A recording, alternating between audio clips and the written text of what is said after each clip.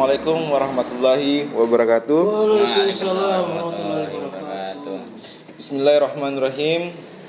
Marilah kita tiada henti-hentinya memanjatkan puji syukur kepada Allah Subhanahu wa taala, karena dengan nikmat-Nya lah yang Dia kasih kepada kita sehingga kita masih diberikan kesehatan, kesempatan untuk bertemu di tempat ini. Dan tak lupa juga kita kirimkan salam shalawat kepada baginda Rasulullah SAW yang telah mengangkat derajat kita dari alam kegelapan menuju alam yang terang benderang.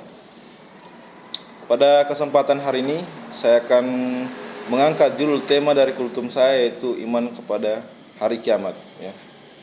Sebelum kita mengimani iman kepada hari kiamat atau yaumul kiamah, sebelumnya kita harus tahu dulu apa sih yaumul kiamah atau hari kiamat itu. Dikutip dari Al-Quran surah Al-Qariyah ayat 101 disebutkan bahwa hari kiamat adalah hari binasa atau hancurnya alam semesta. Hari ini merupakan tanda berakhirnya kehidupan di dunia menuju ke kehidupan kekal di akhirat.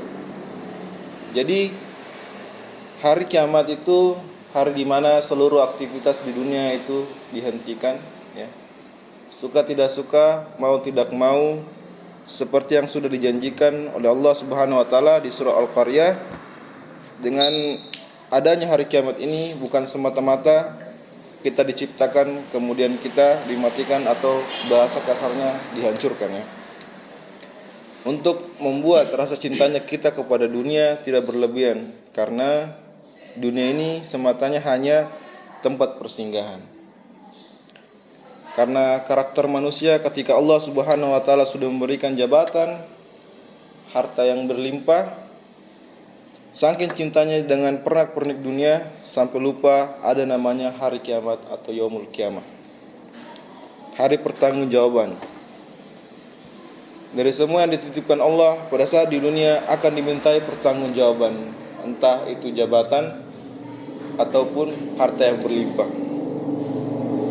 Jika engkau dititipkan di dunia jabatan, maka engkau akan dipertanggungjawabkan kebijakanmu pada saat di dunia. Dan jika engkau diberikan atau dititipkan harta yang berlimpah, dari kemanakah harta yang berlimpah itu? Apakah lari ke sesuatu hal yang buruk atau lari ke sesuatu hal yang baik?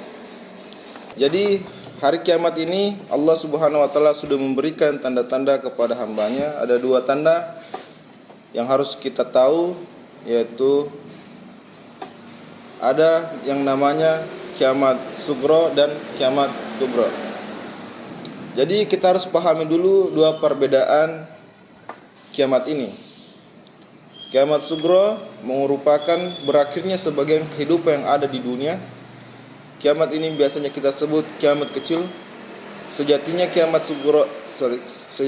sugro ini ialah bencana alam hingga kematian yang menimpa seseorang, seperti contohnya tsunami, gempa bumi, dan lain-lain, yang menewaskan seseorang disebutnya kiamat sugro atau kiamat kecil. Rasulullah SAW pernah bersabda dalam hadisnya mengenai kiamat sugro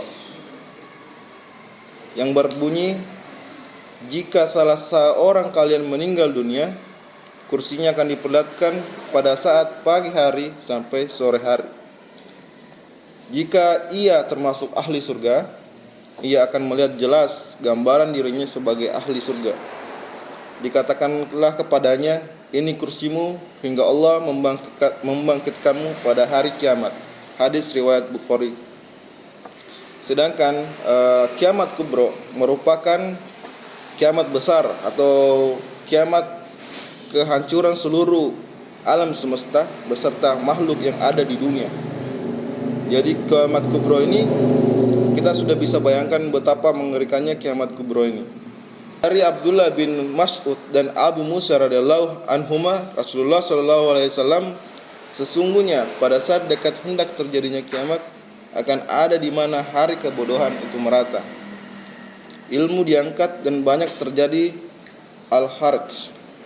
Apa yang dimaksud al-harj adalah pembunuhan, Hadis riwayat Bukhari dan Muslim. Kiamat kubro ini ada 10 tanda-tanda kiamat kubro yang bagi umat muslim salah satu hal yang wajib kita ketahui. Dengan mengetahui tanda-tandanya membuat seorang umat muslim semakin percaya mengimani bahwa adanya hari kiamat. Tanda pertama itu adalah munculnya api. Munculnya api yang akan mengumpulkan seluruh umat manusia. Api ini keluar atau muncul dari lereng gunung berapi yang ada di Yaman. Jadi di Yaman itu ada gunung yang terletak di kota Aden, ya, di Yaman, yang dihuni 800.000 penduduk. Kawah gunung Yaman ini terbentuk jutaan tahun yang lalu. Nanti kita tampilkan gambarnya atau bentuknya gunung berapi yang berada di Yaman, khususnya di kota Aden seperti yang diinformasikan kepada Rasulullah SAW. Yang kedua yaitu rusaknya Ka'bah. Tanda kiamat kedua yaitu rusaknya Ka'bah. Seseorang yang akan menghancurkan Ka'bah bernama Zul Suwaikatin. Sosok ini atau orang ini berasal dari Abu Sinia, ya, pria dengan 2 kaki kurus.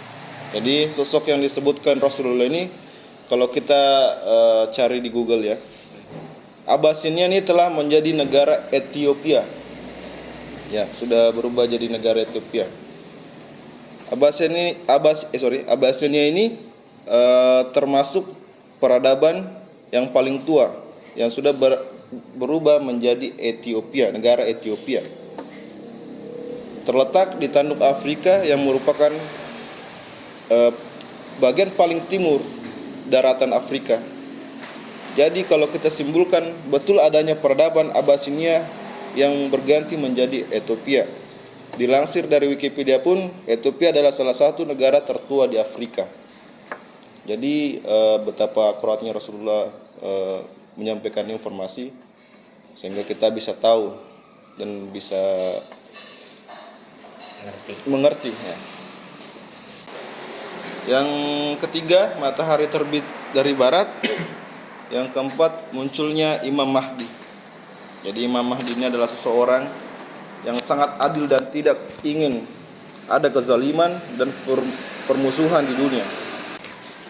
Jadi Imam Mahdi ini adalah seseorang yang berasal dari keturunan Fatimah binti Muhammad dari garis Hasan bin Ali radhiyallahu anhu. Yang kelima, munculnya Dajjal, ya. Teman-teman pasti sudah sering dengar munculnya Dajjal dan tanda-tandanya. Kemunculan Dajjal menjadi tanda kiamat kubra. Yang kelima,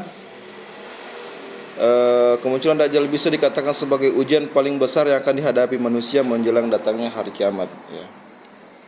Dajjal adalah seseorang laki-laki yang berasal dari keturunan Nabi Adam yang akan keluar dari akhir zaman, yang akan menyebarkan fitnah besar pada saat itu.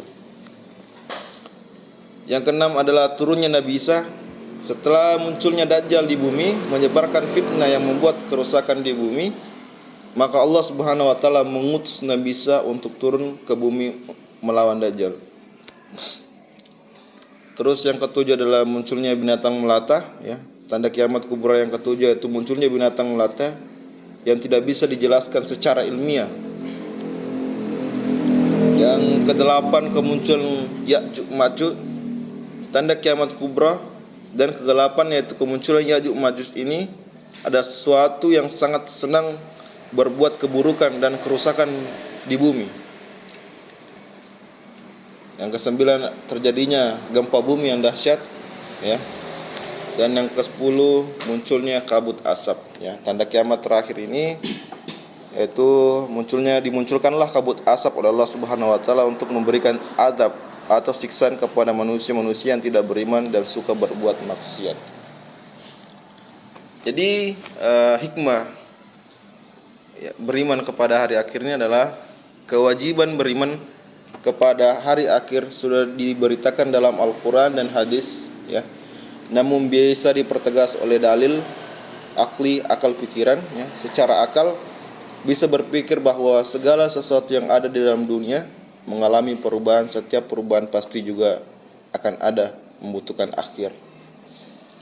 Sesuatu yang berakhir mempunyai tanda-tanda diberikan oleh Allah. Sesuatu yang berakhir mempunyai tanda-tanda yang diberikan oleh Al-Quran dan hadis, serta bisa diterima oleh akal. Keyakinan terhadap adanya hari akhir akan memberikan hikmah atau efek yang sangat besar dalam kehidupan manusia. Paling tidak manusia akan merasakan rasa takut terhadap azab yang akan diberikan Allah Subhanahu wa taala setelah terjadinya hari akhir. Hal ini membuat manusia selalu berhati-hati dalam bertindak dan akan selalu memperbanyak amal ibadah sewaktu di dunia. Menurut Nur Hayati Rusdi, meyakini akan adanya hari pembalasan sebagai rangkaian peristiwa yang harus dijalani setelah hari kiamat, yang akan menimbulkan kedisiplinan, kewaspadaan, sebab seluruh amalan tidak ada luput dari pengawasan Allah Subhanahu wa taala.